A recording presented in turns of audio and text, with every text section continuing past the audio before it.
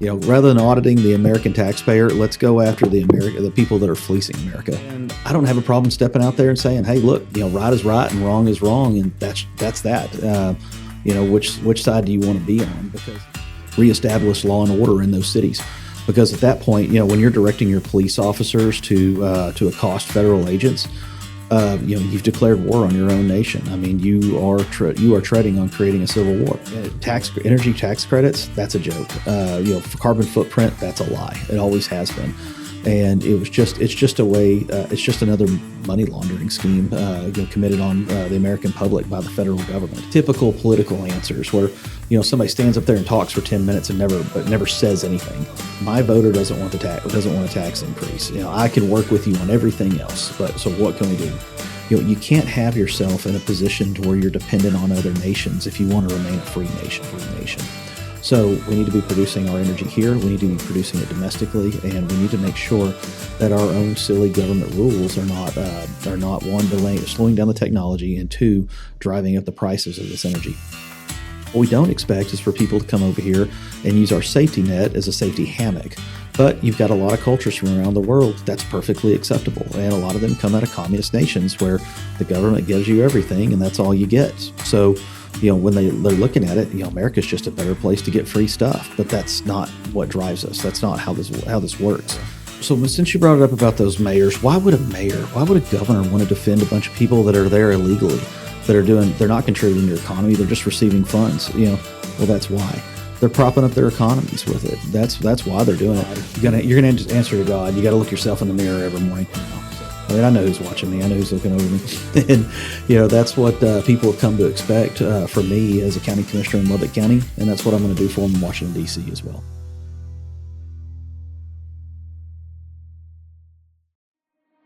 Voting season is upon us. And what better way to exercise your right to vote than by casting your vote for APOS floors and granite countertops to help you update your home? APOS offers design, fabrication, and installation of granite countertops, floors, and more for both residential and commercial projects. APOS is where customer service and commitment to the community come together. Vote today for APOS floors to install your new floor and granite countertops. Welcome to the Texas Transparency Project, where transparency perpetuates accountability. Our mission is to help voters fairly evaluate candidates, ballot issues, and public problems by focusing on how leaders use power, how their choices affect daily life, and whether they can be trusted. Transparency lets us, the public, see how power is used. Accountability happens when voters use what they learn to make informed decisions at the ballot box. Public office should be earned through proven ability, not fame, not popularity, not connections, because popularity, fame, and who you know does not equal competence. We don't tell you who to vote for. We provide tools to help you decide who should represent your community and how to hold them accountable once in office. We're in a primary season right now as we get ready for the November general elections, and Democrats and Republicans across the state are determining who's going to represent their respective parties. And today we're excited to bring somebody from outside Johnson County, from across the state in the Lubbock area. Jason Corley is a conservative businessman, is currently in his second term as Lubbock County Commissioner. A lifelong Lubbock resident, he graduated from Lubbock-Cooper High School and earned a bachelor degree from West Texas A&M University.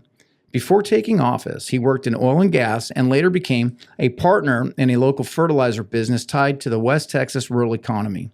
He describes himself as a conservative Christian who prioritizes limited government, accountability, and fiscal discipline and restraint.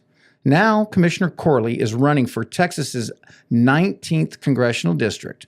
He says he wants to bring that local government approach to Washington, D.C., with priorities including strengthening rural communities, reducing regulation, protecting constitutional freedoms, defending conservative values, and more. Commissioner Corley, thanks for coming out here to kind of the Dallas-Fort Worth Metroplex and entertaining us. Tell us, tell us a little bit about how the campaign's going so far, and what you're hearing out there, and definitely why you're choosing to make such a big jump from county commissioner all the way to the federal level. Well, I actually ran for this seat years ago, but back in 2015, same time Jody Arrington ran. It was the first thing I'd ever done in politics. But funny enough, I got laid off the same day that Randy Naugabauer, our previous commissioner, our previous congressman, said that he was going to retire. I thought, you know what? I'll take that as a sign. I was working in the oil field, so 2 years of job security didn't sound too bad.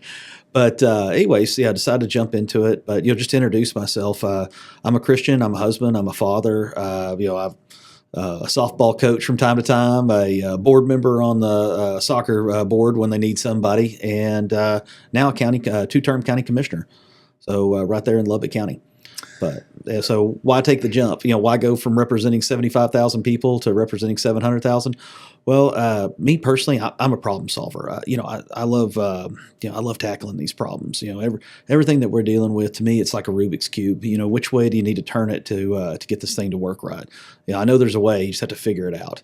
And that's how I've approached everything as a county commissioner, and that's how I want to approach all the problems that our nation faces when I represent the district in Congress.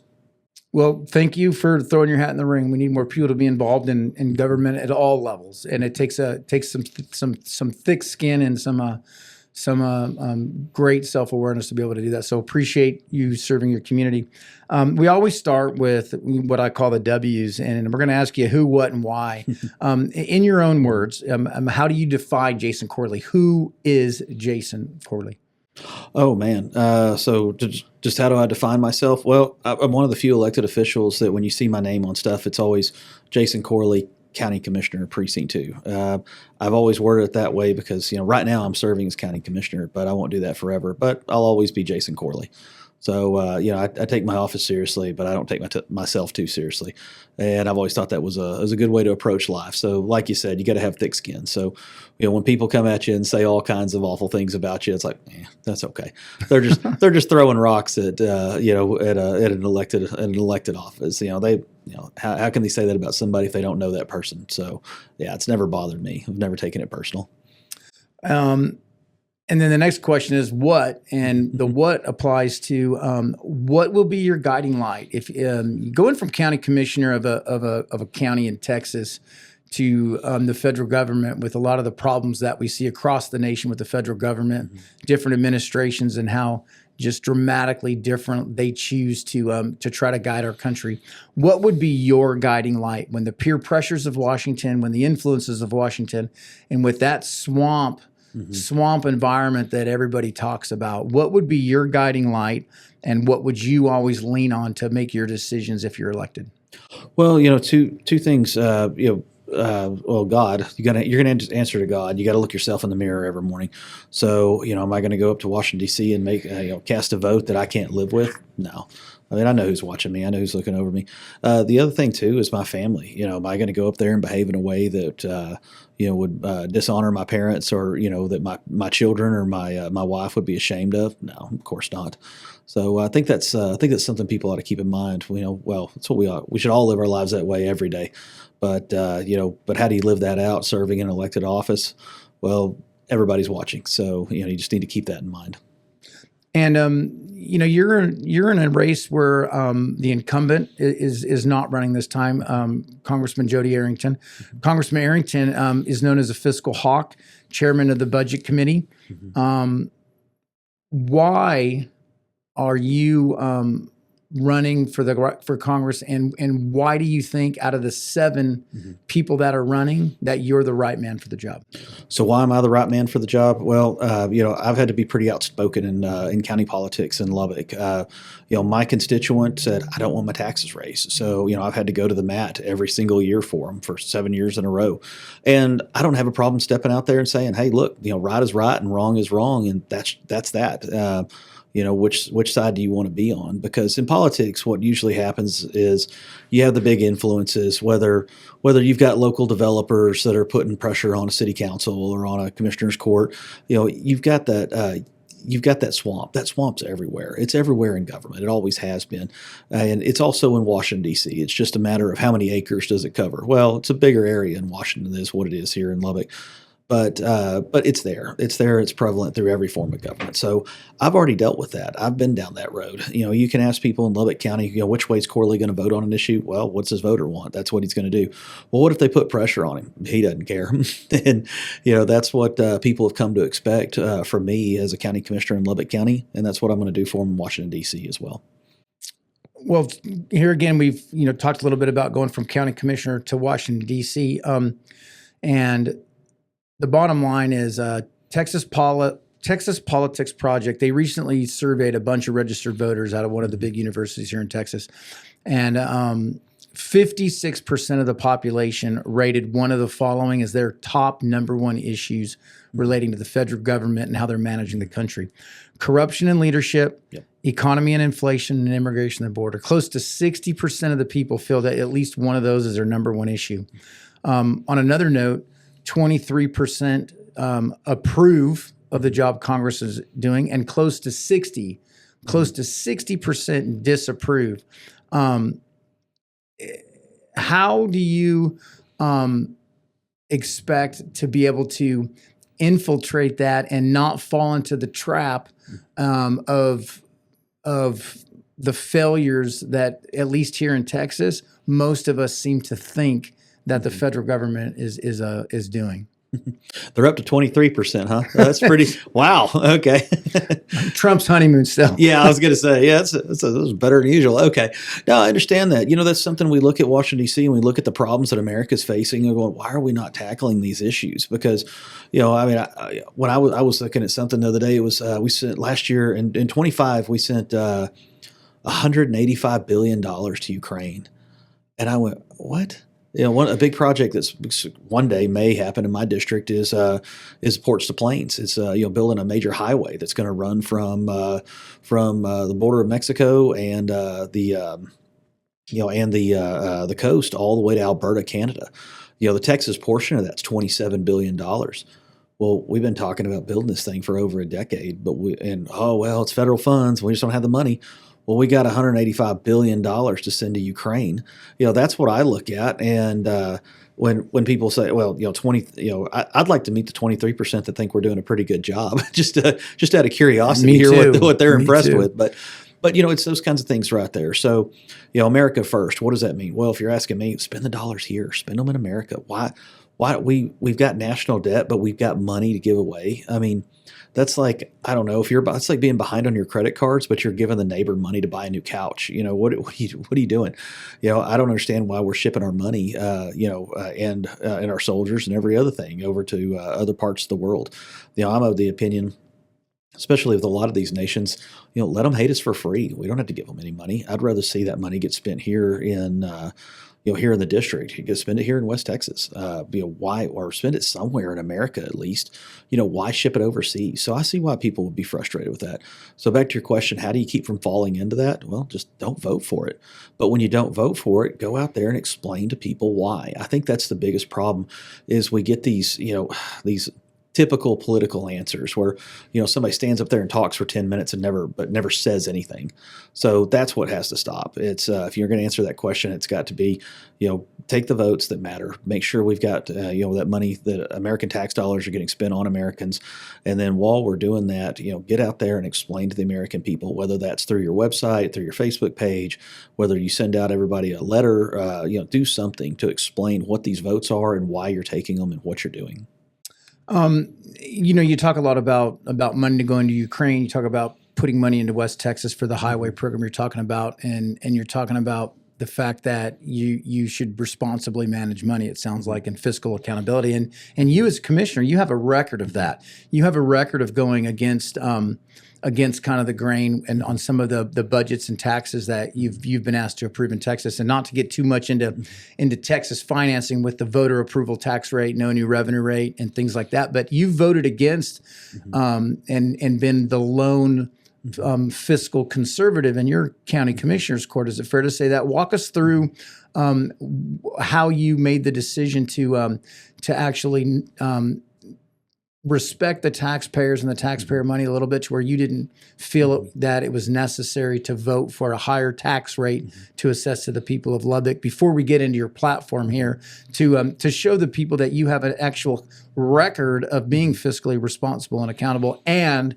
doing the hard no against the majority of the individuals you serve with. Yeah, so over the years, it seems like there's always only two conservatives, even though everybody's a Republican on the court. We finally got we finally got a third, and mostly a fourth. But anyways, when I did the tax walkout back in 2019, just sat down, with the other commissioners, like, hey, look, they're like, well, we need to spend this, we need to spend that. And I was like, well, hold on a minute. Why don't we look for some savings before we look to the voter for more money?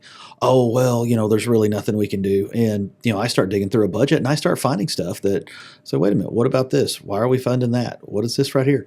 Do we need those things? Well, we've always done that. Yeah, but does this make sense to continue to do? Because I just always thought we should cut on the budget before you go ask for more tax dollars. But when you've got some non-negotiables, when you got some things, hey, okay, we have to have a jail, we have to have a court system, we have to have a DA's office. Okay, that's fine, but let's look at everything else and what are we doing to be more efficient. So for me, how do I show people that, hey, I'm a hard no on raising taxes? Well, that's where 2019 we did the tax walkout. Myself and Commissioner C at the time, we no-showed the meeting for the tax vote, and we did that twice in a row.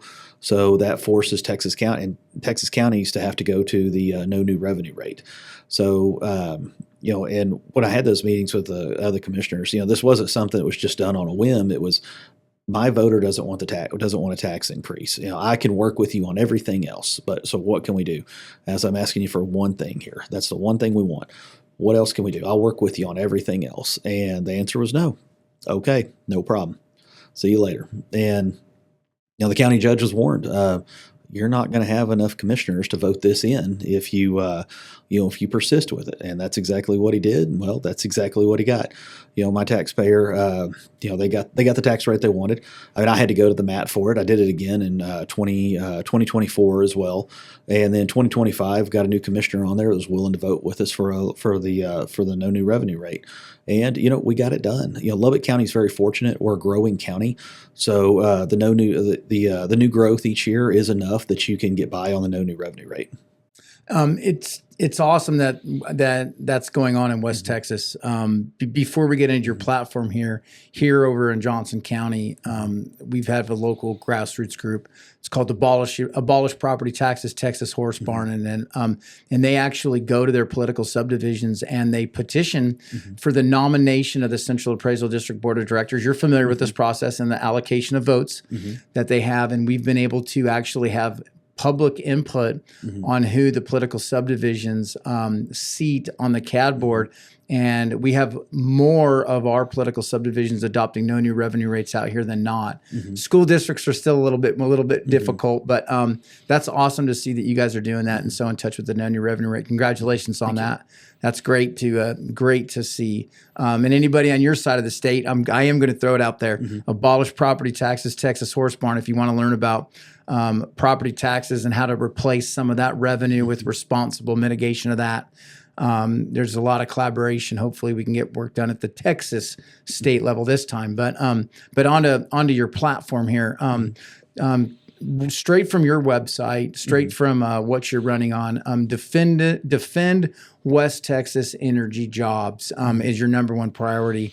One of the things over here on this side of the state, we had the Barnett Shell. It came in real quick with a whole bunch of fanfare, and it kind of petered out a little bit. So we're not as dependent on this side of the state directly with energy jobs as you guys are in West Texas. But the bottom line is at the federal level, they control so much of Texas's economy. How important is defend West Texas energy jobs, and how impactful is that type of a position to not only Texas's economy, but the nation's economy as a whole? Well, it's real simple. How much do you want to pay at the pump? That's what it comes down to. So, one of the frustrating things that you see in oil and gas is, what's driving the cost? Well, the technology in the oil field is driving down the cost every time you turn around. And, a friend of mine, he was telling me about when he went through petroleum engineering school, he had a professor walked in there and said, class, what's the purpose of an oil company? Some kid said, oh, provide affordable energy, this, that, and the other. And he goes, no, you're all wrong. The answer is to make money. That is the purpose of an oil company. It's the purpose of every business. Anyway, so when you lay it out like that and you start looking at oil and gas, they're one of the most innovative, it's one of the most innovative parts of the economy there is as far as industry goes. So now, when I was younger working on a frac site, you go out there and you had these big deck motors, engines that look like they came out of a tugboat sitting on the back of trailers running, big frac pumps. Now you go out there, it's quiet. They've gone to electric drive. It's amazing. Now you've got gensets set up that are, running off of field gas, gas that's produced by the wells around them. And that's what they're running. So you got a big generator sitting over there running, powering all these electric engines that are now turning those pumps. It's unreal. You don't have to have headsets on. You barely need earplugs. So, that industry embraces technology as rapidly as it can and is always doing things to make itself more profitable, to make the production of oil and gas less expensive. So it ain't the industry that's driving up the price. It's the federal government. It's your taxes. It's all those different things. It's export taxes, import taxes. It's tariffs. It's all kinds of different things. It's a geopolitical system that we live in. So how do you get that under control? Well, a couple of things that we can start doing right off the bat would be to get the EPA out of our business. TECQ is more than capable of taking care of the environment in the state of Texas. Also, we also have the Railroad Commission that regulates oil and gas. We can work between those two agencies and do what we need to do in Texas. Oklahoma has the Corporation Commission. New Mexico has their own system over there as well. Let the states decide what that needs to look like.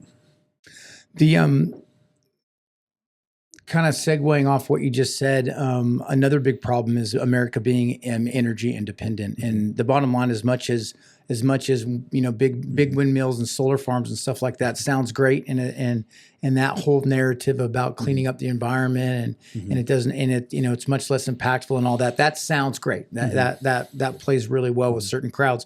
But the bottom line is fossil fuels is the backbone of our economy, and certain administrations have really hurt us in the past. The Biden administration really set us back as far as being independent in regards to us being able to supply some of our own energy.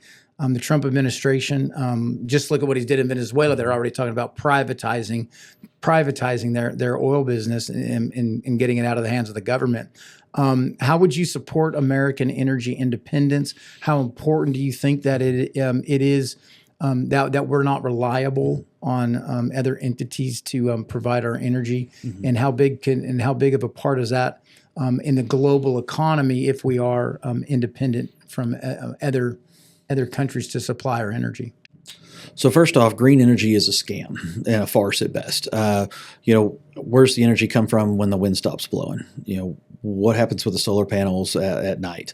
Are we just going to shut everything off? Is that the plan? Germany did that to their own industry, and nearly destroyed themselves in the process. America, I like to think we're not that stupid, but we're sure trying. So when it comes back to this, what do we need to do to make sure that we're securing, the energy future of America? Well, first off, don't put policies in place that that hinder that. Energy tax credits, that's a joke. For carbon footprint, that's a lie. It always has been, and it's just a way. It's just another money laundering scheme, committed on the American public by the federal government. It's just to move money from one place to another. And don't think the other nations don't get in on it. Go look at these wind turbines, see where they're being built. Look on the side of them. Siemens, that's a German company. So they're collecting that wind turbine subsidy, same as anybody else. Mitsubishi builds a lot of them as well too. There's not that many of them that are American made. So who's making the money off these? Foreign powers, foreign governments, or more multinational countries. And this is what we keep running into. So how important is it that we become energy independent? Well, look at Germany in the 1930s. Half of the problems that they had over there was energy. Was they didn't have their own oil. There's no oil in that part of Europe. So when you start to look at this strategically, look at Japan during World War II as well. They didn't have their own oil. That's why they were invading China. That's why they needed to control Malaysia. They needed all these different places so they could get oil to supply their country. So, Kuwait actually during, 92, during the first Gulf War, that's who was buying all the oil from Kuwait was Japan. You can't have yourself in a position to where you're dependent on other nations if you want to remain a free nation.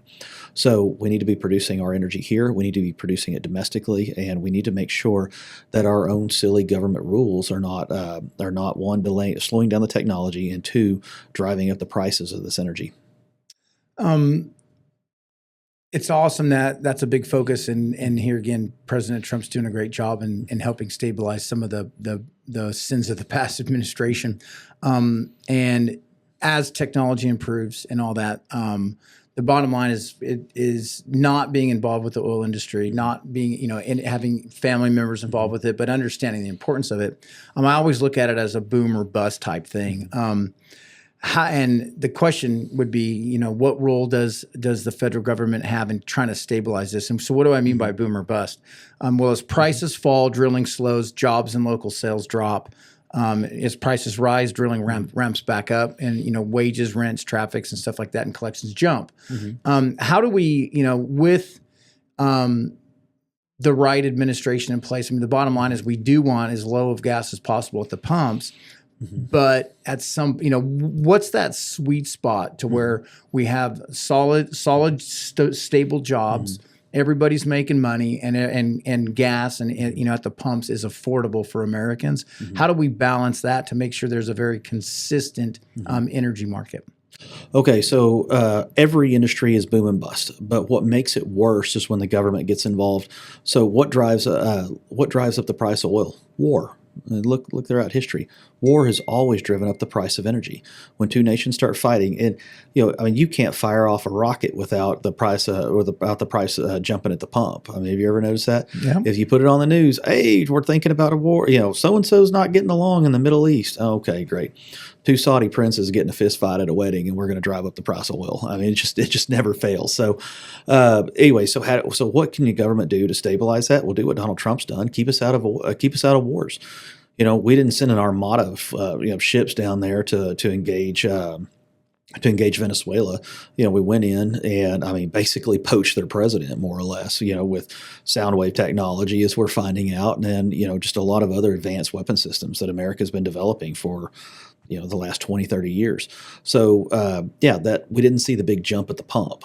Now, had we moved the Fifth Fleet in, pulled up right there in their backyard, it would have been a different story. The speculation is what drives the price of oil up and down.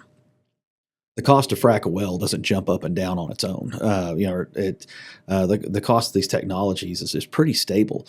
What causes that is supply and demand, and government is unfortunately what causes the speculative market. So, one, stay out of war. That keeps the price pretty stable. Two, the other thing that we need to be doing right now, the Federal Reserve. So, we maintain a supply of oil in case we go to war. That's a good idea. There ought to be a lot of other Federal Reserves as well. But as far as the Federal Oil Reserve is concerned, the Biden administration sold off a bunch of it to try to help Europe out with the price of oil. Okay. That oil's not there to stabilize oil prices in other nations. That is there in times of war. But what we could be doing with that, right now the price of oil is around, I think we're about $59 a barrel right now. That's really too low for a lot of producers to be able to produce and stay in business. So the price of oil right now, because of inflation, needs to be around about $78 to about $88 to $90, somewhere right in there. That will keeps the price of oil where it needs to be. Everybody's working, and the price isn't too expensive at the pump. It's not stifling the economy.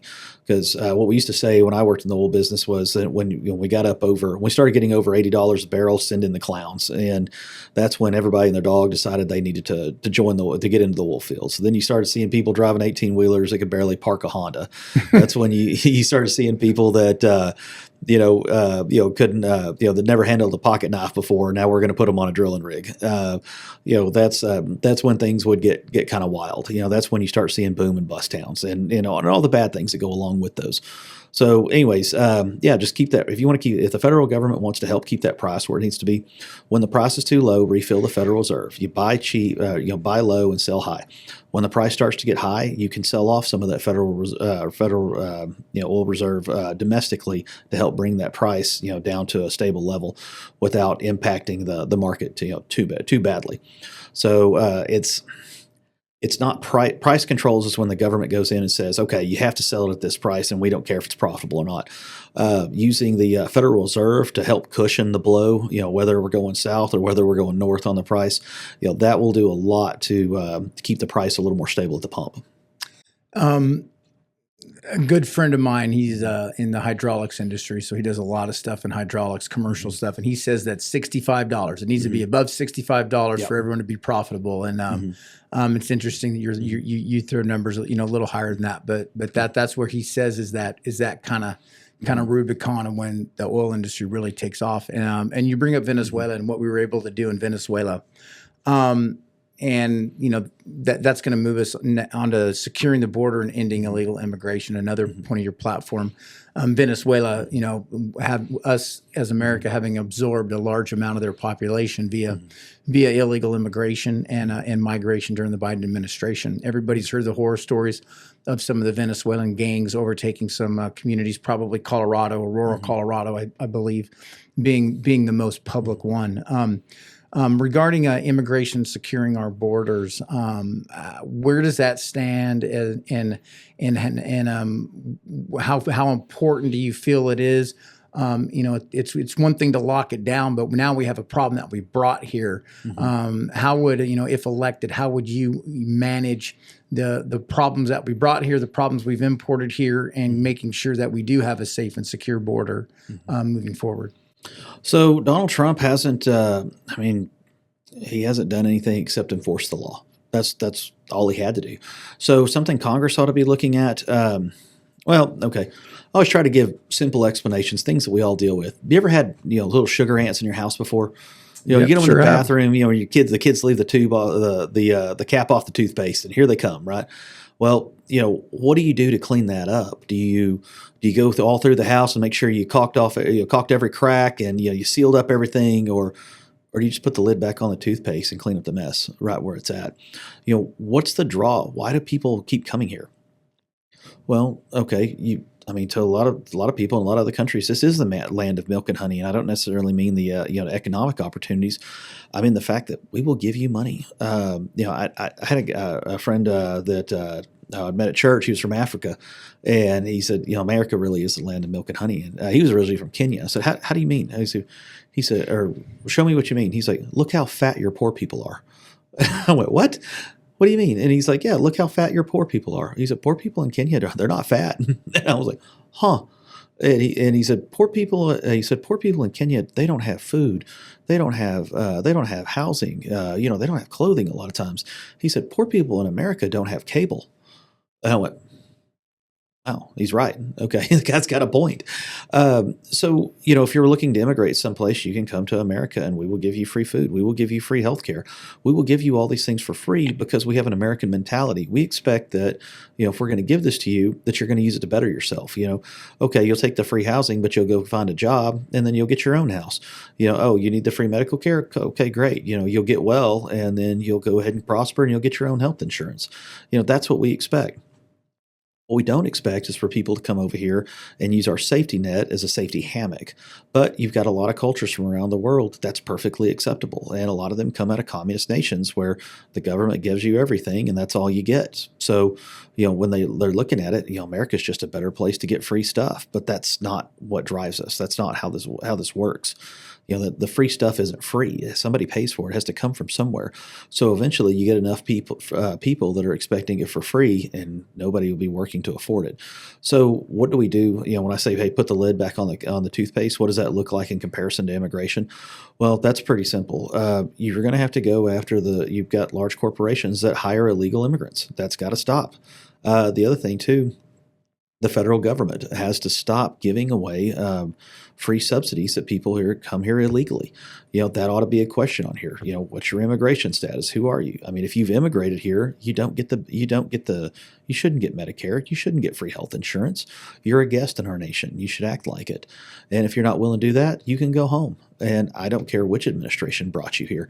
If you're not willing to be a productive member of society or you're actively committing crimes, I'm not going to waste taxpayer dollars putting you in jail. I'm just going to send you back to where you came from. Even in Minnesota, we saw a very interesting trend. It was reported by a lot of first responders. So you had paramedics saying, you know what?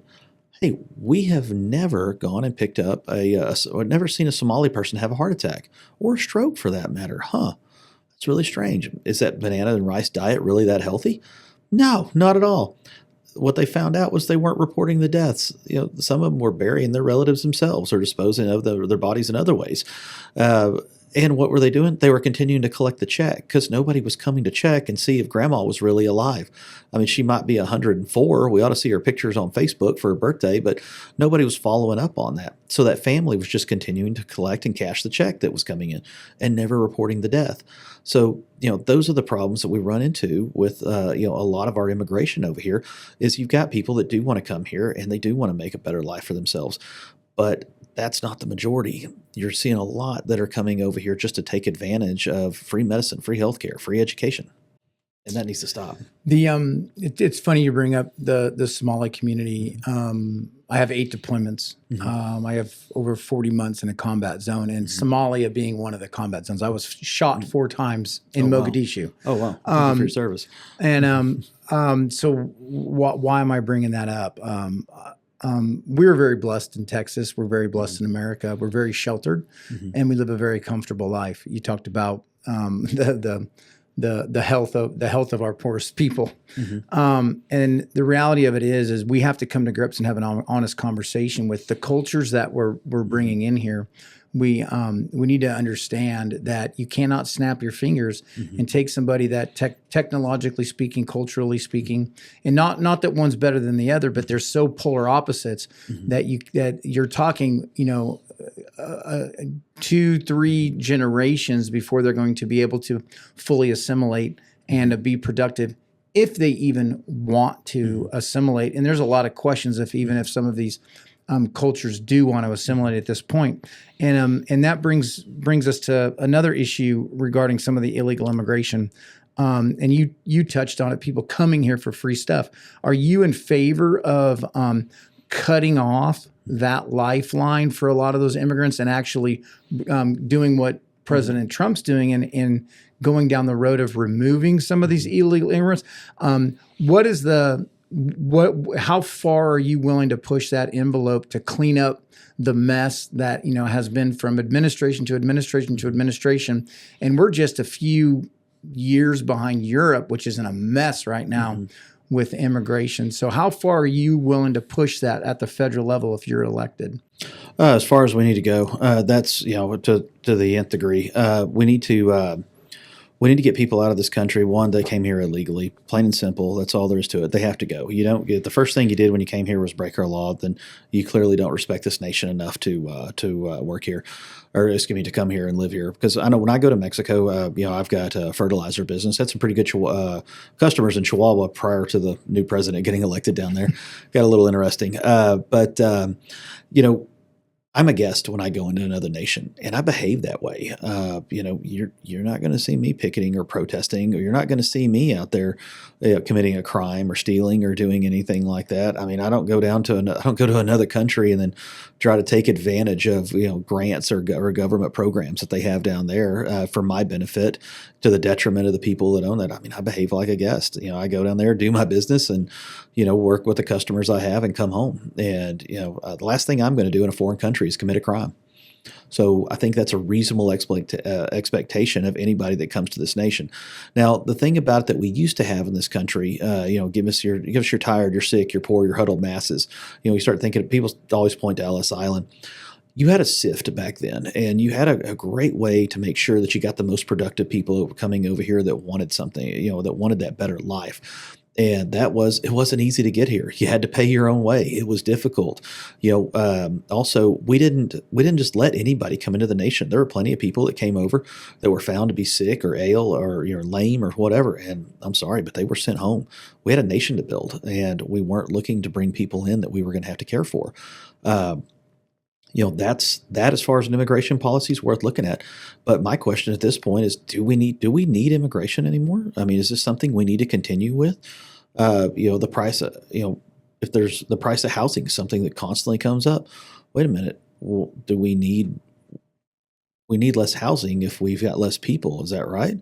Okay. So as far as I understand it is, so one of the things that I would also be looking at while we're on that same subject, we need to be fining employers, especially corporations that specifically continually hire people who are in this country illegally. The meatpacking plants, that's one of the number one areas where we see this. So, and I'm not talking about the landscaper down the street who's got a guy working for him that, he's paying cash. The ones and twos, I'm not worried about. It's when you've got 50 to 100 or 500 people that are working illegally for you in this country, and you've got companies that specifically seek out that labor. Yeah, we ought to be fining them. We used to do that in the 70s, and it worked out well.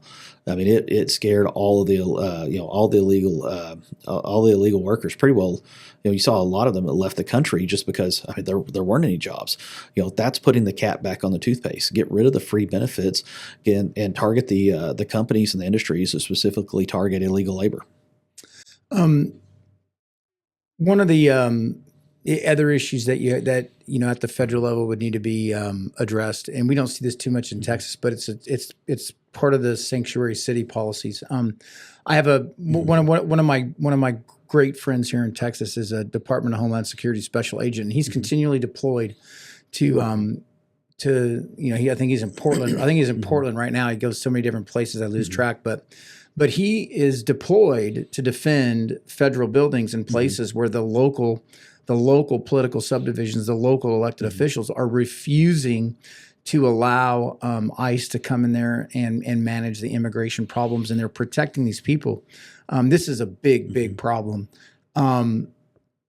Where would you fall as far as how far would you go in putting these other states, these other cities in a position at from the federal level, from a congressional seat if you're elected, to make sure that they are still here again, every one of those individuals is swearing to defend the Constitution of the United States. Yet, out of self-preservation, local law enforcement is put in a position to look after, their livelihood versus their oath they took because of some of the poor choices the local citizens have made with their elected officials. What would you do to address the sanctuary city policy and being able to enforce immigration law in those cities that are not allowing it? Simple. I think President Trump, when this would be, if I was there with the backing of Congress, we should be declaring those mayors as terrorists, as terrorist leaders, terrorist organizations at that point. When you refuse to follow federal law, if you're actively advocating for that, then that's where the FBI needs to be moving in, the U.S. federal marshals. If you want to pull up the National Guard, that'd be fine too, to go in and restore order. Order means that we're following the law. If we intend to usurp federal law, then no, we need to have federal law enforcement needs to go in and reestablish law and order in those cities. Because at that point, when you're directing your police officers to accost federal agents, you've declared war on your own nation. I mean, you are treading on creating a civil war, and that needs to be put down. I mean, that's beyond. That's an organized riot at that point. One of the other problems that nobody ever talks about with the way sanctuary cities are run and the way that we're forced to send a lot of other federal officers to defend the federal buildings in those areas is the sheer cost with it. The third big part of your platform is cutting federal spending and stopping inflation. We are spending way more money than we should ever have to spend to enforce these laws in there. So with a plan, I love the declare these mayors terrorists. That I love that. They're insurrectionists. I agree. I agree 100%. I agree 100%. And we would save a ton of money if the local law enforcement was enabled to do the job. And I think most of them want to do their job. I think most of them are more than willing to do their job and more than capable if they'll get some of these hardcore leftist elected officials out of the way. But, segueing into our next platform item about cutting federal spending and stopping inflation, how big is the out of control federal spending, in the federal budget, et cetera? So since you brought it up about those mayors, why would a governor want to defend a bunch of people that are there illegally, they're not contributing to your economy, they're just receiving funds? Well, that's why they're propping up their economies with it. That's why they're doing it. Tim Walz, people in his town were driving by his house and screaming retard at the top of their lungs. That man's not retarded at all. That man's a criminal. The state was getting their part. They were getting their piece. Every time a federal dollar goes to a state, that goes to a city, there's a handling charge every single time. Whether it's 3.5% or whatever it is, every time it changes agencies, there's a government handling fee that goes along with that. So don't think that the state of Minnesota is not profiting off all those illegal immigrants. They definitely are. So, hey, you've got a city doesn't want to follow immigration law. That's fine. Cut the money. Guess what? We're not going to pay anymore. We're not sending those welfare payments in. We're cutting off, every federal dollar that's going to the city of Minneapolis, done, over. Seattle, cut it. That'll put a stop to that nonsense. You want them so much? Fine, you pay for them. That'll put a stop to that. The other thing, too, they're going to have to figure out where that's going to come from in their budget. Gee, do we want to keep these people that are here illegally, that are just mooshing off the system, or do we want to, or do we want to, let the federal agents do their job and then go on without it? That'll force that decision really quick. But say your question one more time. Sorry, I jumped backwards. I got on the inflation. It's what I should have been talking about. Well, no, but I mean, it's cutting federal spending, part of your platform, and how to mitigate inflation. But the bottom line is the cost to the federal government is extensive with the immigration. So I mean, the two go hand in hand. But basically, coming out of the immigration lane, how important is solving some of the out of control federal spending in the federal budget? So let's take the 87,000 federal agents at the IRS agents that the Biden administration hired. Rather than inspecting and auditing the taxpayers that are providing the federal money, why don't we take them and have them audit the receivers of the federal money, and let's see where it's actually going. I think we would have found all those quality Leering centers a lot sooner that were going on up in there in Minneapolis. You're making a joke on the spelling of some of them for the listeners, but you're it was pitiful. That stuff. I was like, nobody notices, and who found it? A kid with a tape with a cell phone with a camera on it. Well, we're like, look at that. That doesn't look right. And then they walk inside, knock on the door. Where are the children? They're at home. They're not here today. Yeah. Oh, okay. Well, it's a Tuesday at 2 p.m. I kind of figured, mom and dad would be at work. They'd be here. Anyway, so take those IRS agents that they hired just to audit you and me, and let's have them audit where the money's actually going. And you're going to be amazed how much fraud, waste, and abuse they're going to find. I mean, look what Doge did. Why don't we take 87,000 IRS agents and put them to work for Doge and see what we can find? I think there's more crooks on that end on receiving the money than there are crooks on putting the money in.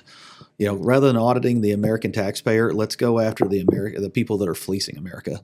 100%. And, we're talking about the Somalis in Minneapolis a lot, and in Doge and the Leering centers, as you so eloquently put it. But I mean, we just found out here, Attorney General Paxton, well, I guess not Attorney General anymore, but Ken Paxton, he is getting involved with Sarah Gonzalez and setting up an investigation on the H-1B problem here. Yep. And, the H-1B problems at temporary work sites, houses.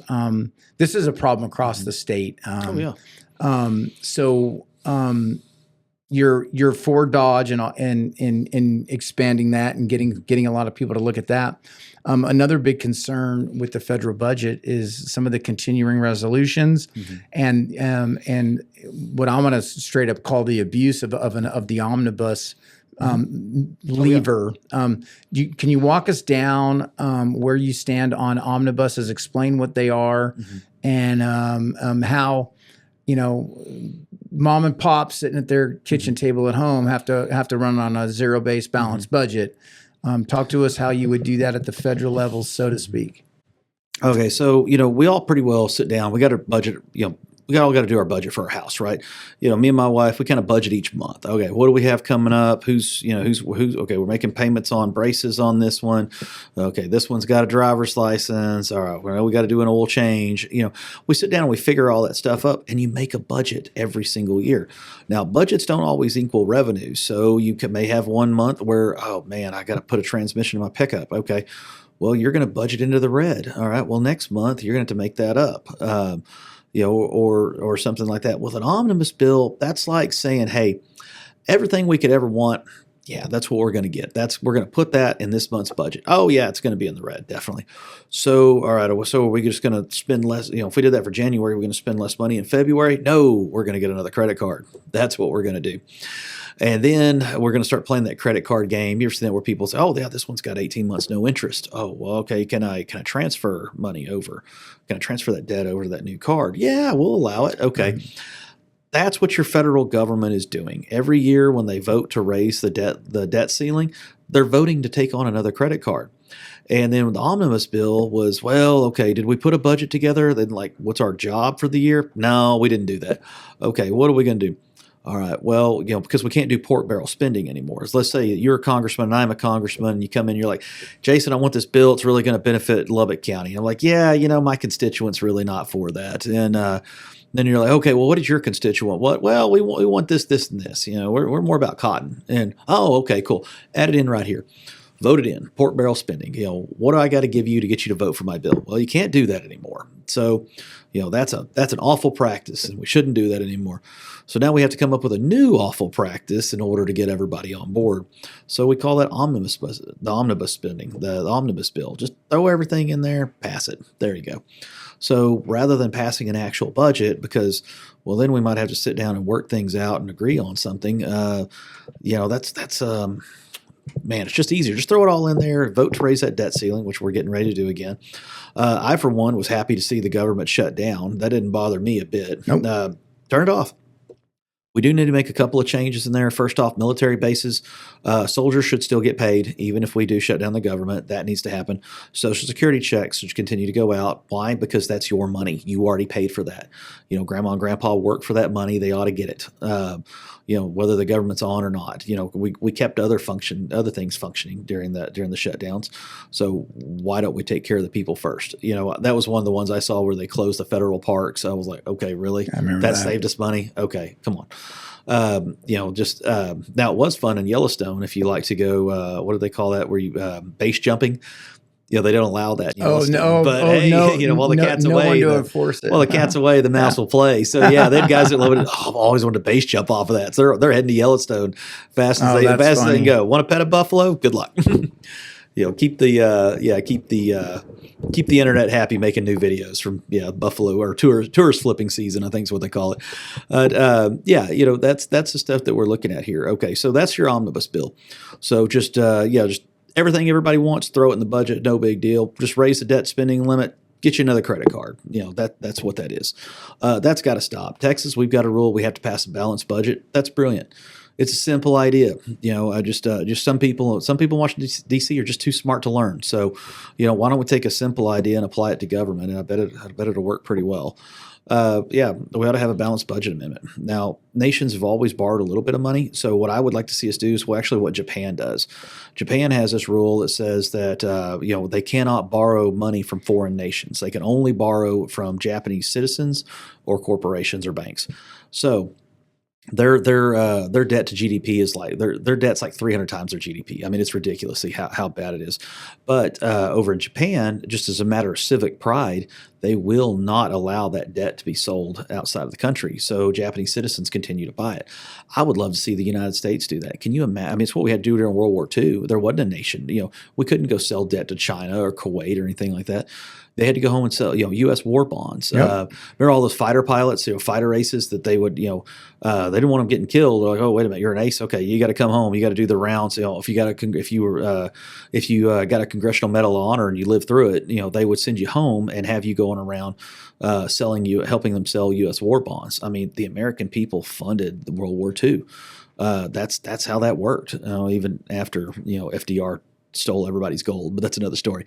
So, anyways, well, Captain America, the movie Avengers, he started out selling bonds and doing feel-goody tours. So they always show that in movies, but they never tell you why. But there wasn't any place to go borrow the money from. So I would rather all our debt at that point wouldn't be a national security risk at that point if it was sold domestically. Actually, and a lot of people, some people in the U.S. do buy U.S. Treasury bonds, but if we had to sell them domestically, they'd probably have a higher interest rate. Some people are making some money off them. Other people will be looking at their congressman going, really? Why are you debt spending us every single year? We're still having to pay for that. So yeah, I would love to see, that put a stop to. And that's two policies that can do it. One, end debt spending. Two, if you are going to have debt, it can only be sold to the American people. Three, take the IRS, go audit the people that are actually receiving the money. Once we start cutting out all that waste, fraud, and abuse, the money that we save there, go ahead, pay off our debt that we have to other countries, so it's no longer a security risk. Once we're done doing that, then start dropping that tax rate. That tax rate could probably go away. And you just hit on my next thing, which was, where are you at on tax increases, working families, small businesses, and tax mitigation? You're talking about DOGE. You're talking about, reining in some of the spending, getting rid of some of the individuals taking advantage of our loose immigration policies and generosity of our country. So I'm assuming you're not for higher taxes, but you do have to take care of that debt. And with in regards to some tax cuts, where do you fall, and how would you manage that? So you tax things you want to discourage. The state has a tobacco tax. We put $1 tax on every can of snuff and every pack of cigarettes. Why do we do that? We want to discourage people from smoking. Why do we have an income tax? Do we want to discourage people from making an income and making money? The other thing too on that, you want to solve some simple problems. So there's if you get rid of all these illegal immigrants, what about the labor shortages? No problem. No taxes on a real, not what the big beautiful bill promise where they give you was 5% off or some nonsense on your overtime wages. Zero tax on overtime wages. Cut it out. Get rid of it altogether. Let people pocket all of the money that they make on overtime. You'll have more people wanting to work overtime so they can work and get ahead. That makes sense. Just go ahead and do away with that altogether. The other thing to point out too, income tax. I'm sitting here looking at this going, how much does the federal government really need that?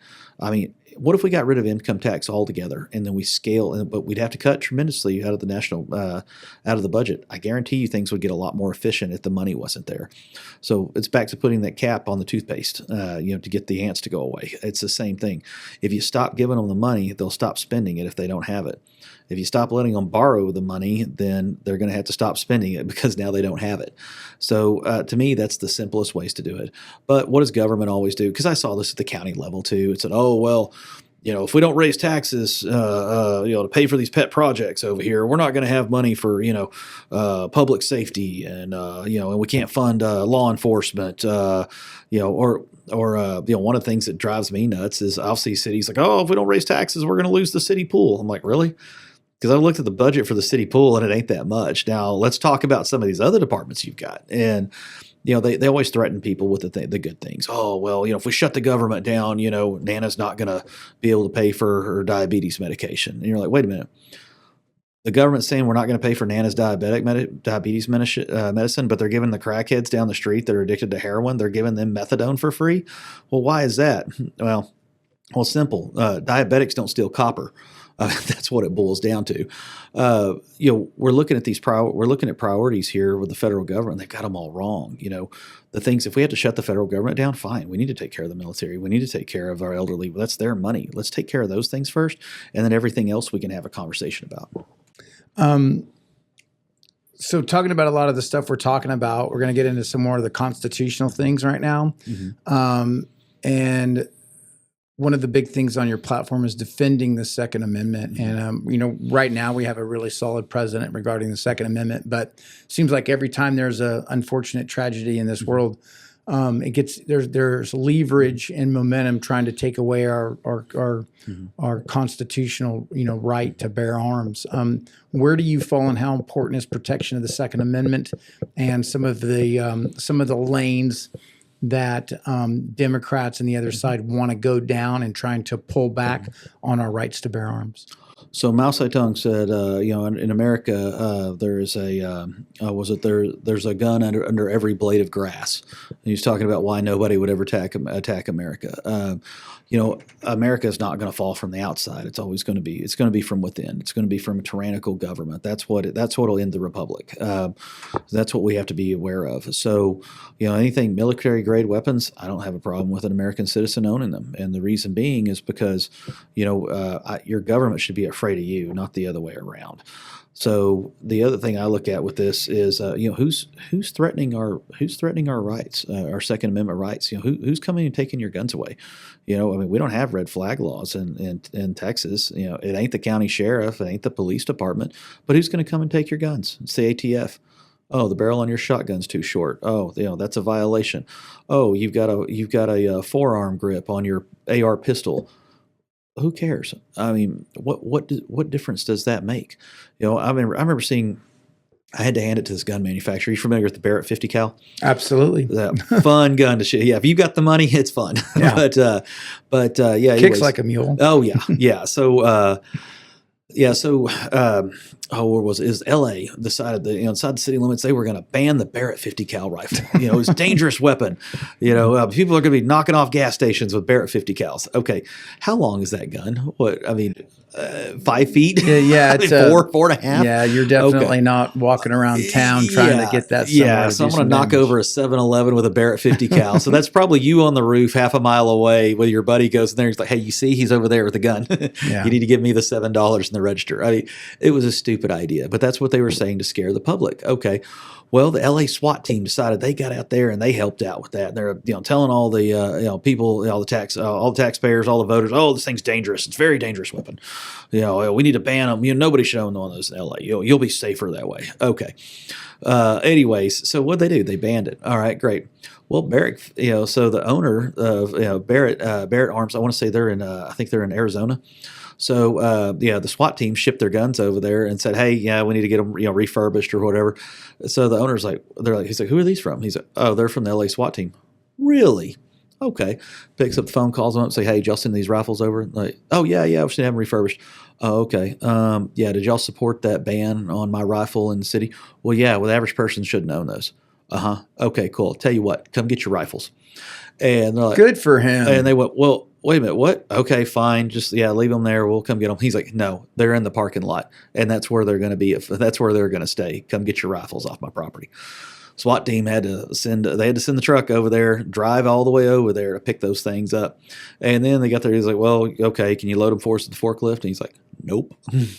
Good for him. Yeah. Oh yeah, exactly. Because that's the stupid stuff that you hear on what was it? Now I do enjoy watching Democrats talk about guns when they're like, "Oh, well, these ghost guns." That was the funniest. I was like, "Really, a ghost gun? I can get a gun that shoots ghosts. Where do I get that?" Yeah, we don't have them in Lubbock. I don't know. Maybe I need to go to Minneapolis or wherever that guy was that was talking about St. Paul thing. Anyways, what was it? Some of Biden's comments as well. You can get one with a 100-round clip, and I'm like, wait, what? Are the ones who don't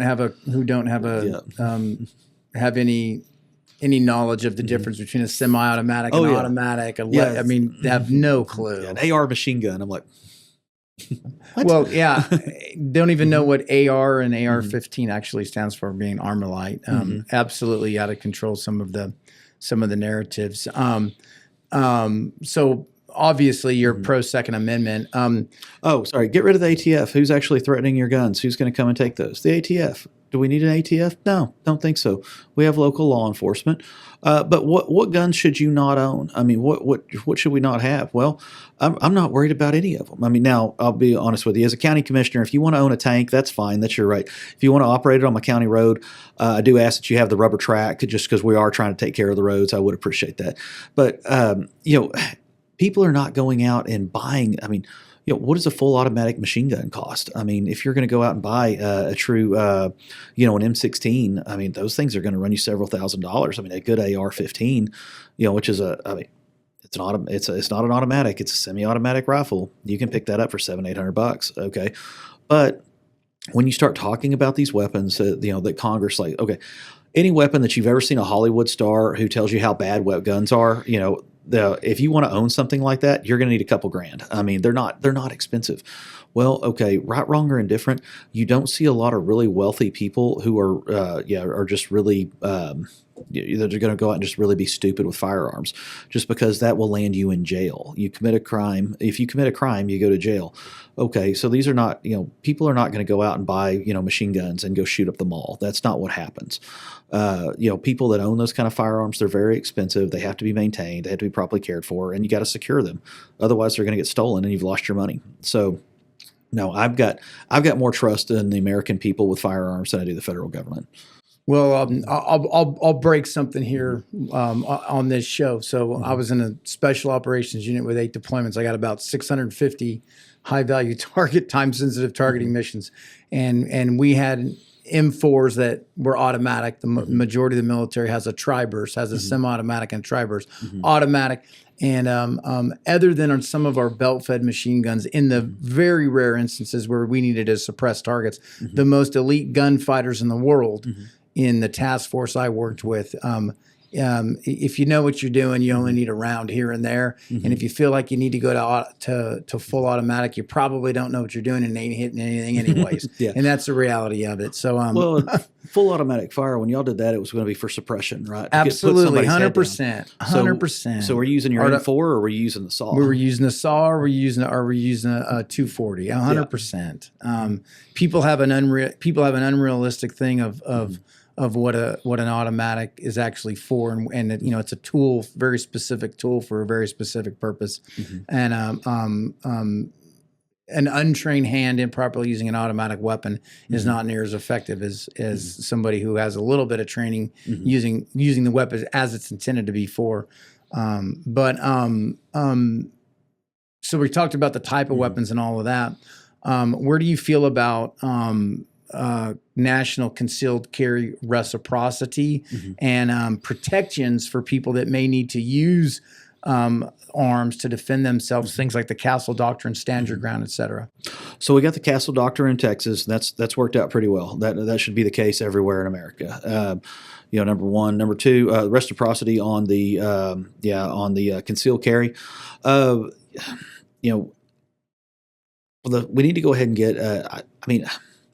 I don't even know that you should. I don't know that you should have concealed carry laws. I mean, to what extent is that a violation of your Second Amendment right? I mean, I think anybody ought to be able to carry a gun, anywhere they want to go. Now, private property owners, no. Yeah, if you've got a store, you don't want anybody to carry firearms there, that's fine. If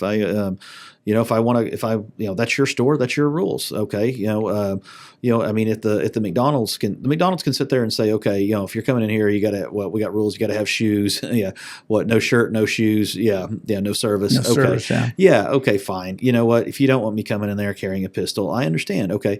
If you sell flammable objects, if you're stuff that's flammable, if you sell things that are explosive, you probably want a sign out front. Do not bring guns in here or we will all die. And this, me working in the oil field, I carried everywhere I went because, I'd be out in the middle of nowhere, anywhere in the country. So, carrying a gun, that made a lot of sense. Now, when you got to that facility, when you got to, whatever's going on, you don't want a firearm being discharged, on a drilling rig. You don't want that being discharged on a frac unit.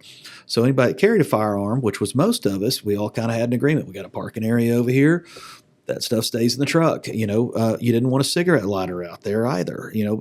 These are common sense things. Okay. You usually don't have to tell people to do common sense things. For the most part, we all pretty well do it, or it's pretty easily explained. So, any firearms like that, they stayed in the truck. They didn't go in there.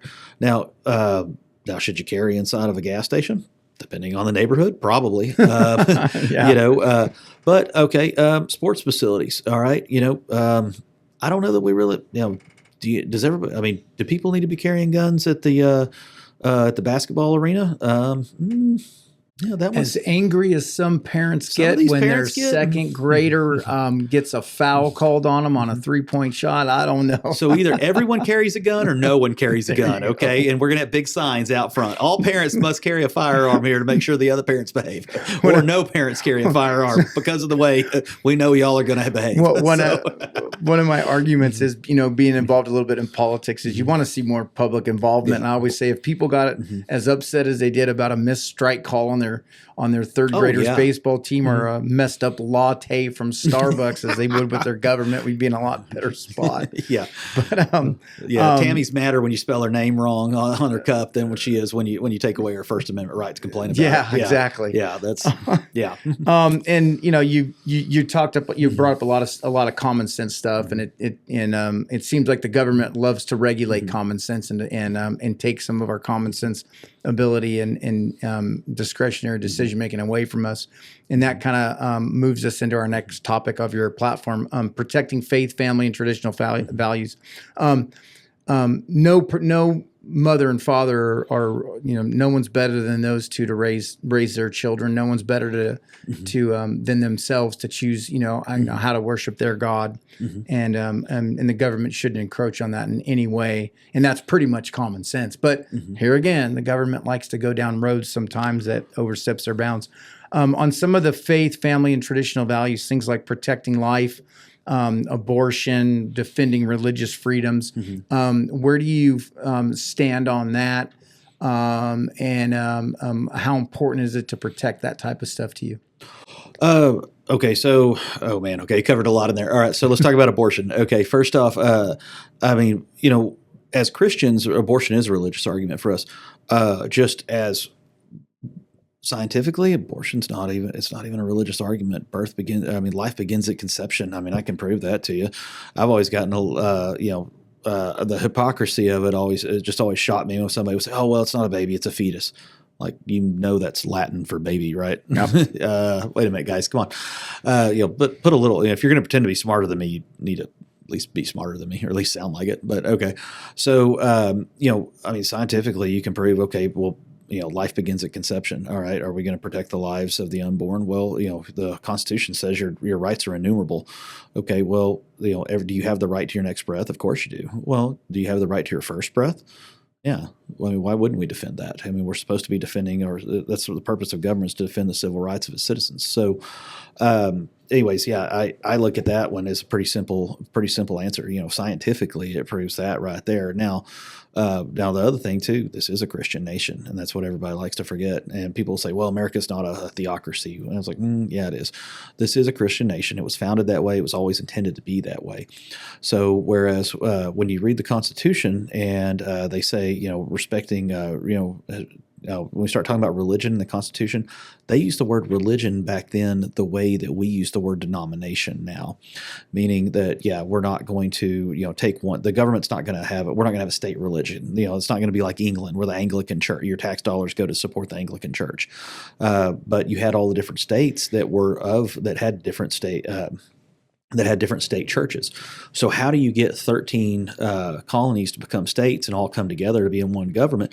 Well, they're all Christian. So, okay, we're all going to have to agree that this government we're going to put together that is going to be over all of us is not going to pick a denomination. And they didn't want people getting in there. You didn't want to get a Catholic president in there, and then all of a sudden all the money that's coming into the coffers for the government is going into the Catholic Church. And then the next one, the Presbyterians won. Now we're going to give it all to the Presbyterians. Then the Baptists get in there, and then it all goes to the Baptist Church. That's what they were trying to prevent. They're like, okay, how do we get all the churches together? And work it out. Now, you can do what you want in your state, but in the nation, we're going to respect those rights and keep them separate. So that's what they were always trying to do there. So is America a theocracy? Yeah, I'd say so. It's a Christian one. I think it was always intended that way, and when we started moving away from that, that's when the problem started. So, I'd love to move us back in that direction. The other thing we run into is on respecting the rights of the parents to educate their children as they see fit. Yeah, I completely agree. So long as you're educating them, I mean, you're doing something. We didn't have to tell people not to be stupid years ago. They just kind of did it on their own. Now we've kind of run into a problem where, what do they like to call it now? Oppositional defiance disorder. Okay, that's just doing something dumb to be dumb for the sake of being dumb. You say, I don't want my kids educated. You don't want them educated at all? Nope, I'm not going to let the state tell me what to do. Okay, but they need to learn some things, don't they? I'm going to educate them myself. Okay, great, wonderful, no problem. Yeah, that's respect. Yeah, I think we should respect that, of course. But do you want to? But we start saying, where do we draw this line on when should the state when should the state step in? When should the state be saying something on this as far as education goes? I mean, as far as I'm concerned, I mean, as long as you're attempting to educate your children as far as, their ability, they need to have the ability to read, they need to be able to do math, and they need to be the ability to be able to write. If they can do those three things, and as far as being able to get around in this world and get along in society, if you can do those three things, you can do anything. Now, how much argument do we want to have about what's in the history books? Well, we've seen how much history is non-history and how much history is actually just propaganda that we've been teaching to children. George Washington never cut down a cherry tree, but we were taught that as kids, and it's like, wait a minute, okay, hold on a second. I like the patriotism, that's great. However, I need history. I need lessons, of how things actually happened, because understanding, history is the greatest predictor of truth. If you've inserted false history, you're gonna push a false truth on people in the future. Historical fiction is one of the most dangerous things in there, and we'll get into that here in a second. Especially label it a textbook. Yeah, there you go. And talking about some of the common sense things and the need for education and all that, and our religious freedoms, and yes, we were founded on Christian values in this country, but at the same time, our Constitution protects religious freedom. So tough question here. So Buddhist, Hindu, every religion you can practice in America. But the bottom line is some religions become co-opted by other forms of government that are contradictory to ours. Mm-hmm. Sharia law, for example. Mm-hmm.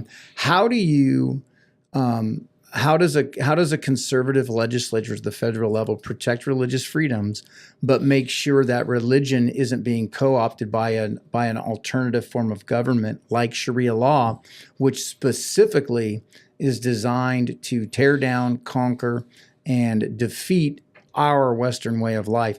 How do you straddle that constitutionally protected issue and make sure that religion isn't being used as a way to circumvent the foundational grounding of our country? So, is it a religion, or is it a form of government? Which is it? Because that's the Great question. That's the question. That's what you have to answer. Okay, if you want to be a Buddhist, okay, does Buddha tell you not to pay taxes? No. If you want to be a Hindu, forget one of their many gods, but anyways, little monkey god they like to go see. Does he tell you not to pay your taxes? No. Okay. What about Christianity? What did Jesus Christ say? Render unto Caesar's that which is Caesar's. Render unto God's that which is God's. Is what you believe, is it a belief structure that's guiding how you need to live, or is it something that you're using as a form of government to force others into how they live? Sharia law is about, making other people live by a certain way. So, that's the difference. Okay. A fatwa, an honor killing. Okay. We've seen that down in Houston, father was from Iraq and moves over here, raises his daughter. She becomes westernized. She decides to date a guy who's not a Muslim. He hit her with a car, ran her over in the parking lot, and killed her. Okay, no, we don't do that here. You don't get to kill people. That's on you, bud, for how you raised her. No, we don't do that. That is, the fact that he's carrying that out, that's not, that's him enforcing his law. Okay. That's not what we do over here. That doesn't respect civil rights. If your religion cannot respect others' civil rights, then yeah, that's not going to work because your right's into the tip of my nose. And your religion doesn't give you the right to completely circumvent our laws that are established here by our elected officials. Well, even that, and you still run into some other cases too, where Rastafarianism, that one. Was it? Some of their, they have some practices that they follow. Some of the Caribbean religions that involve, what was it? There's one of them where they cut the head off a rooster. If the blood lands on you, then you're favored by God that week or something like that. Okay, you start getting into some animal cruelty laws really quick here. Your religion does not give you the right to impose your beliefs upon others. At that point, it's no longer a religion. It's a form of law. It's a form of government. And that's what I believe Islam is for many, is just a way to force their control and their way of moving in and conquering other nations. Talking about Sharia law and kind of the commingling of religion and all that, and moving on from our religious protections on the Constitution, we're going to move over into empowering parents and strengthening education. We touched on that a little bit here a few minutes ago on parents' need to make sure that kids are getting taught the basics. The bottom line is public school is pretty much secular. It doesn't have religion involved in it, and that's fine. And parents have the right to homeschool their kids. Texas just did a recent education savings account program to give parents more options and then a lot of other legislation to protect parents' ability to be the best advocates and educators of their children. At the federal government level, Trump's beginning to talk about some types of compensation for alternative forms of education other than public school. We have 529s, we have Coverdales. 2027, there's going to be a new scholarship granting opportunity coming in. Where do you feel the federal government's role? You on one side you have an overbearing Department of Education, which likes to intermingle and force ideology into local communities. Trump's somewhat dealing with the Department of Education. And on the other side, the bottom line is you have a large amount, especially post-COVID, of Americans that are choosing to just say that I'm going to take control back to educate my kids. And with that comes responsibility to actually do it. Where do you land in regards to the federal government's role in education, and what tools or would you stay out of it, or what tools would you help parents go through that role of making those decisions? So on the federal side on that, all federal programs need to have a sunset. The Department of Education, it was created, and I want to say that's Jimmy Carter. Education testing scores have done nothing but come down since the creation of the Department of Education. So I would point to it and said, okay, what good has this done? What has this helped? How has it helped? Somebody's going to explain to that one to me. Now, some of the different titles in the education program, some of those are geared towards children with special needs. It's a lot of stuff, making sure that certain kids are not, don't get, forgotten or lost, or kids that fall through the cracks and that kind of thing. Okay. If the government's going to pay for something, you don't need to be paying for, shouldn't pay per head, you should pay per outcome. So, if you've got a program that you can demonstrate actually benefits, kids that fall into these categories, we can have a conversation about that. If not, then we're not just going to keep throwing money at things, because what happens when you just start throwing money at things and you don't expect any outcomes, then, you don't get outcomes. But eventually you build a bureaucracy, and that bureaucracy is going to keep asking for money and keep lobbying for money. And then before too long, that the bureaucracy is going to get big enough that it can start donating to candidates. And then that's how it continues to fund itself. That's how we get ourselves into crony capitalism. So back on the Department of Education, either get rid of the program outright, just cut it. But if you're going to cut it, don't let the federal government go throw the money into something else. You need to be discounting the taxes that way, or you take the money and you pay off the national debt, one or the other. If we can't get that done, and we're going to keep it around, and we're going to use it to try to help certain groups, certain kids, we start having these conversations. You usually start talking about learning disabilities, things like that. If you want to do that for testing, that's a good one. I learned a lot about this from, one, I'm married to a school teacher who's now, who's now a assistant principal, and then two, having a neighbor with a daughter that was had severe autism, and public schools just really didn't have the training, didn't have the experience to help, and and they tried. There's some good people, and they meant well, but you start looking at these programs, and you'll start seeing schools which are always strapped for cash. I've never seen it. Well, okay, I've never lived any place where we had a school district that wasn't always a little bit short on money, but that's the whole other story. Anyways, so you had certain schools that were doing different things, and they're getting extra money from the federal government because, oh, look, well, we've got programs that teach kids with these disabilities, and they got paid because they had the program, but not because the outcomes were what was desired.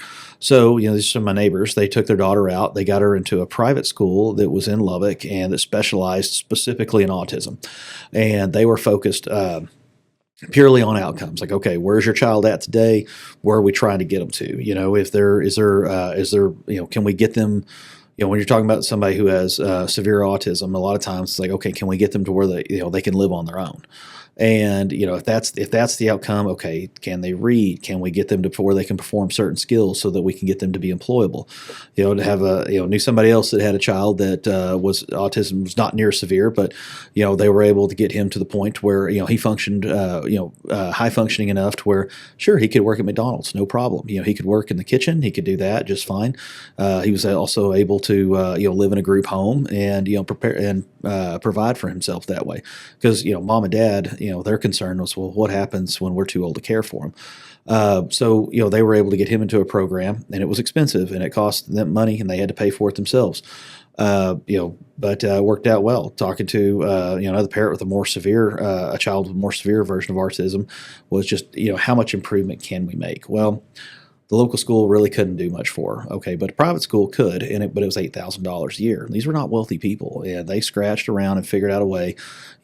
Somebody's working an extra job, doing what they had to do to get by to be able to afford that for her. That's where you start looking at your education system, your Department of Education, saying, okay, how do we make that money available for parents that are like that? And the best way to do that is going to be to base it off of outcomes, not basing it off of just a head count. The part of the problem with the Department of Education at the federal level too is some of the ideology they want to put down. And you're right. There's a lot of very identifiable underserved demographics, special needs. Texas, a lot of their school funding, they threw a lot of money at the public schools, and they intentionally did not throw it at the basic allotment. They intentionally earmarked it into specific lanes. Right or wrong, that's a argument for another day. But at least they put some thought into serving some of the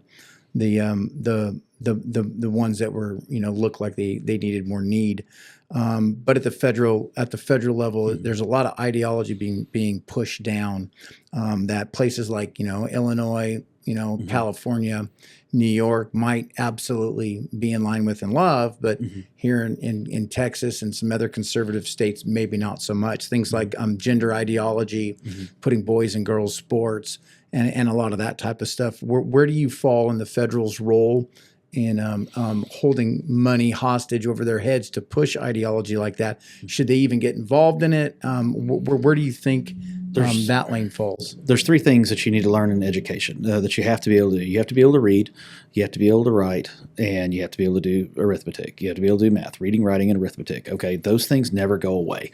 That is where you ought to be focusing that on as far as the Department of Education is concerned. Those three things. And because does allowing boys and girls sports, does that help people read? Does it help them write? Does it help them do math? Nope. Why are we talking about this? No, we shouldn't be able to do that.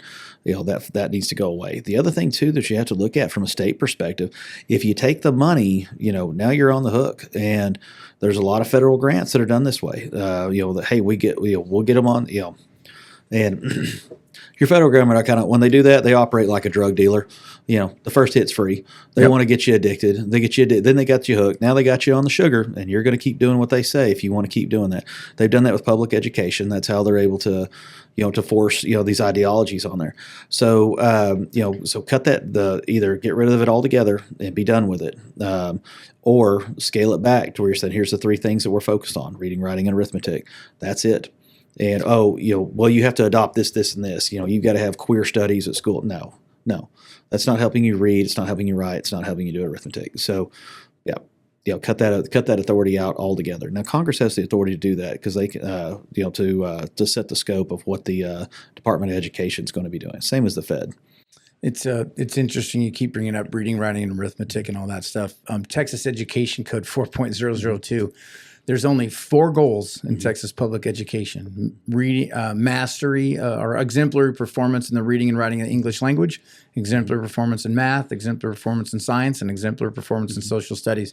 We do so much more, but and not that everything else is bad, but if you can't master the basics, you need to reevaluate.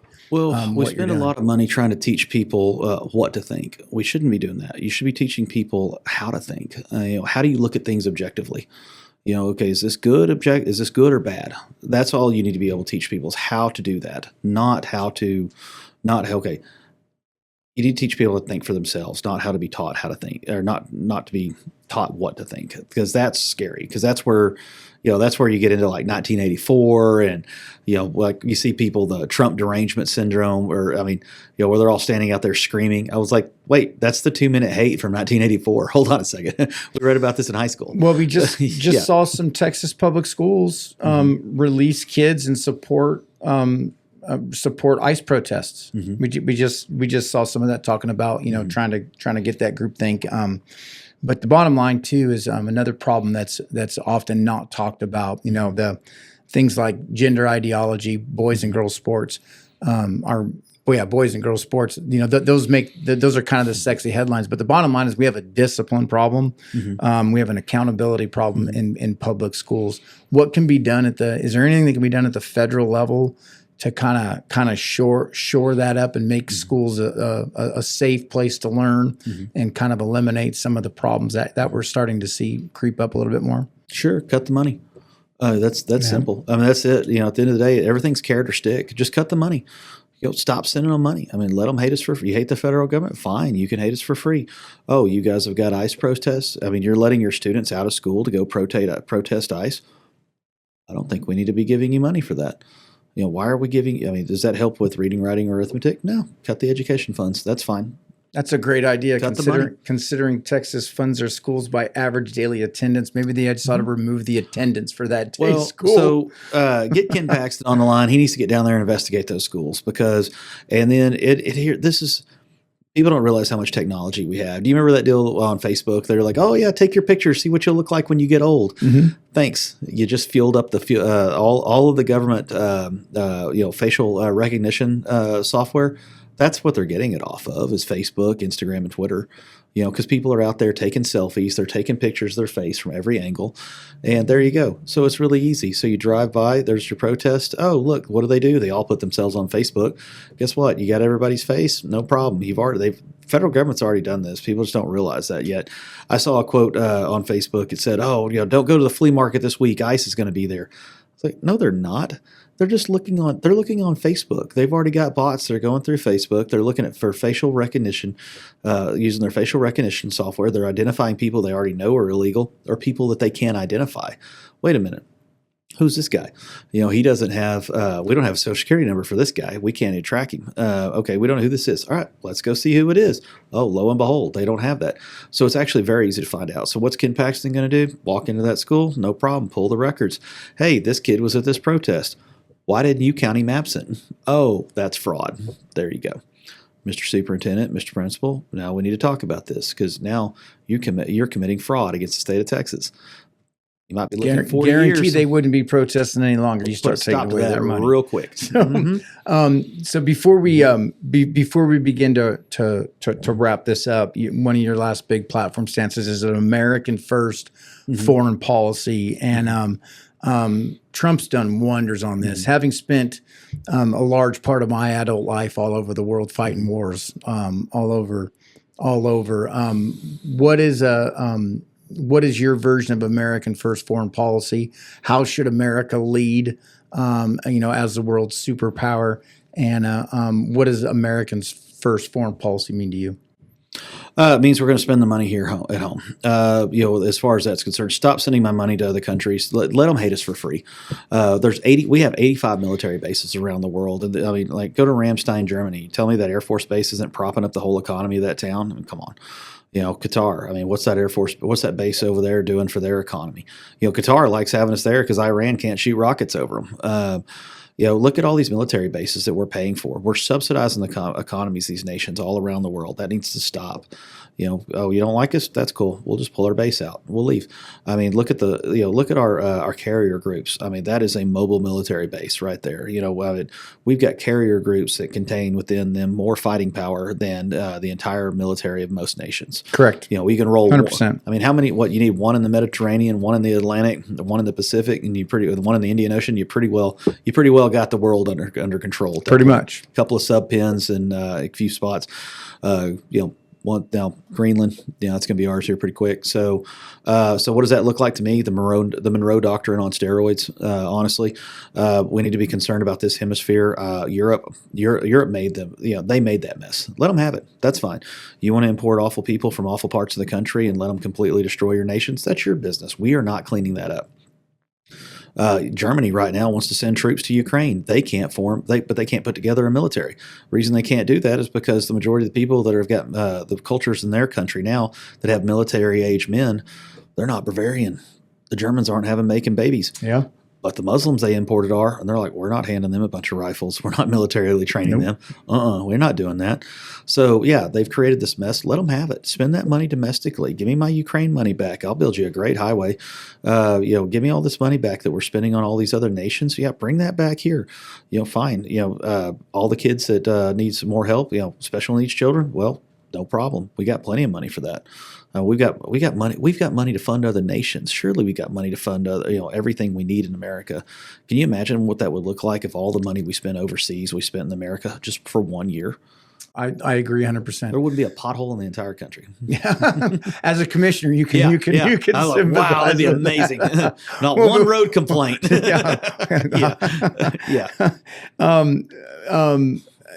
Definitely some of the money going overseas is out of control, but you can't ignore the other 1,000-pound gorilla out there, and that's China. China needs to be boxed in. How important is making sure that we rein in kind of China's global expansion and kind of global reach at this point? And at what point, how important is Taiwan? If you're elected to U.S. Congress, that's a big point of contention in there. Everything that you said regarding some of the money going overseas involving some of our military dollars and defense dollars, absolutely. But at the same time, China still is out there. So how do you navigate that? China, it's a tiger, but it's a paper tiger. And people aren't realizing that. China has been waging economic war against us and espionage because they can't beat us in outright conflict. They're like, well, we have a larger navy. You have boats, we have ships. The difference between a boat and a ship is a boat fits on a ship. A ship does not fit on a boat. They count every kayak and whatever else they've got over there as part of their navy. All right. Their super carrier, it's not that super. They keep talking about. The other thing too with Taiwan, that keeping Taiwan around has just been a way for us to poke a stick at communist nations, and they're not even that communist anymore. They're dictatorships at the end of the day is what they've become. But China's been waging economic war against us. That's it. We need to be waging economic war back because their one-child policy, they don't have the population they claim they do. Those numbers, they're gone. Their ag is a joke. That's why they buy American cotton because we can grow it cheaper than they can. Problem is that we just don't defend our farmer the way we should in the world market, and that's why. And that's been going on since the Clintons, and that's why they're able to do that. They're taking advantage of our farmer and our subsidies by doing that. So the war that we have to wage to get China under control is economic. That's the real reason we took out Maduro. I mean, I know, the drugs, okay, fine, that's nothing new. But when you cut China off from their oil supply, why do you think China wanted to control the Panama Canal? They had control of it for a reason. That's how they got their oil, was coming through from Venezuela. China doesn't have much oil. Venezuelan oil is actually terrible. It's a heavy super crude. It's extremely sour. It takes a lot to process it. Actually, the world's largest processing plant for oil and gas it's in Aruba. That's the only reason that island even exists. But anyways, that was to process Venezuelan oil. So Citgo is the name of the company that owns it. It's a Venezuelan oil company. But anyways, so that's why China needed that. That's why they needed oil from Maduro in Venezuela. That's why they needed to control the Panama Canal, because they knew if we ever shut that thing down, they can't get their oil supply. Well, Trump's gone in, and we've taken that over. We planted an American flag on it. We didn't even take the nation. We'll be building a Walmart and a McDonald's next week. So, welcome to the 51st state. So, well, they're saying we're going to be able to travel there soon. Hopefully, they got some good beaches, kind of like beaches. like the Caribbean. But that's how you beat China, is economically. Taiwan, I don't know. I mean, it would be cheaper and easier just to have everybody from Taiwan just move to the United States. I mean, you could do that simply easier than you could continuing to continue to just keep it out there. Because I mean, and you probably saw this in your time in the military. Look at all the battle plans for China versus Taiwan. What happens? Taiwan, in the first wave, China fires enough old school rockets and Scuds and whatever they got left, and just basically obliterates the mainland. And then we roll in with our military, with our Navy, and then we've kicked off World War III over an island that's how big and worth what to the United States? I mean, what's the advantage to go into war with them on that? Well, and you bring them all here. That would be Sharia law free too. There we go. Yeah, exactly. Another benefit. So, we need some more tech sector. Yeah, we could swap them out. Sure. Yeah, no absolutely. So as we get ready to wrap this up here, you're asking for a big seat. You're one of seven that the greater Lubbock area is gonna need to all the way out to Abilene is going to need to make a decision on who's going to represent them at the federal level. What's the clearest promise that you want your fellow Texans, your constituents, to hold you to? In a few sentences, what can they expect from you if they trust you to represent them? The number one thing and the most important thing that they can expect from me is going to be communication. If you want to know why I voted that way, I mean, I gave everybody my cell phone number. It's 806-577-9778. Give me a call. Happy to talk to you about it.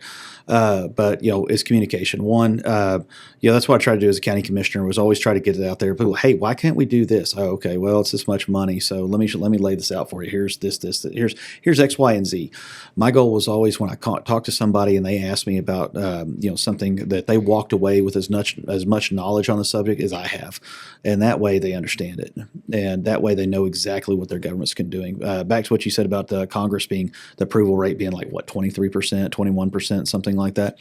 It's the lack of communication. It's the lack of explanation on what's going on. So if every congressman would walk off the floor after a vote and get on YouTube immediately and or Twitter or whatever, say, hey, here's what we voted on. I voted this way for it, and here's why. Great. People would have a lot better understanding what was actually going on up there. You got as we've stated a few times here, seven decisions, or seven options that people have to make a decision of who's going to represent them. What is the for those that are on the fence or teetering back and forth, between one or two or three different candidates? What is the absolute strongest reason? What is your greatest strength that separates you from the other six that you're vying for this seat for? I've already been through the crucible. I'm already tested. You want to make a good man, you put it. Making a good man's like making a good sword. Put them under high heat and pound out all the impurities. That's what I've been dealing with for 7 years. If you send me to Washington D.C., you know what I'm going to do. I'm going to communicate with you. I'm a problem solver. If it's not right, it's going to eat at me, and I'm going to continue to work on it until I get it right. So So as we close here, before we give out some of your contact information, we're going to give you an opportunity here to look directly and speak directly to the voters. Tell them exactly who you are, what you stand for, why they can trust you to represent them in Austin. Most go there and don't come out the same way. Why are you going to be different? So take this opportunity to let the voters know why you're the individual that they should trust with their vote. So the reason that you need to vote for Jason Corley for Congress in District 19 is I'm the only tested candidate in the race. I'm the only one who served in elected office for the last 7 years. The people in the Lubbock area have watched me fight tooth and nail to keep their taxes low. I didn't win every battle, but I went to the mat every single time for my constituent, and that's what I'm going to do for you in Washington D.C. Whether it's protecting our jobs in the oil and gas industry from the EPA, or is it protecting our farmers from people that would take advantage of them in foreign markets, or is it our property tax rights? Is it our Second Amendment rights? I can guarantee you that I will fight every single time, for your rights to make sure that they're defended. Jason, we really appreciate you coming out here today. Your website is Jason Corley for Texas. That's FOR, not the number 4. Jason Corley for Texas. Your Facebook is Corley for Texas on Facebook, and you have an X. What's your X again? Twitter. At Jason Corley. At Jason Corley for Texas.com. Sorry. At Corley for Texas. At Corley for Texas. There we go. At Corley for Texas. We want to really thank you for trusting us to share your vision for Congress. We wish you luck in the race. And anytime you come out, you're more than welcome to come on here and share what's going on out in Lubbock.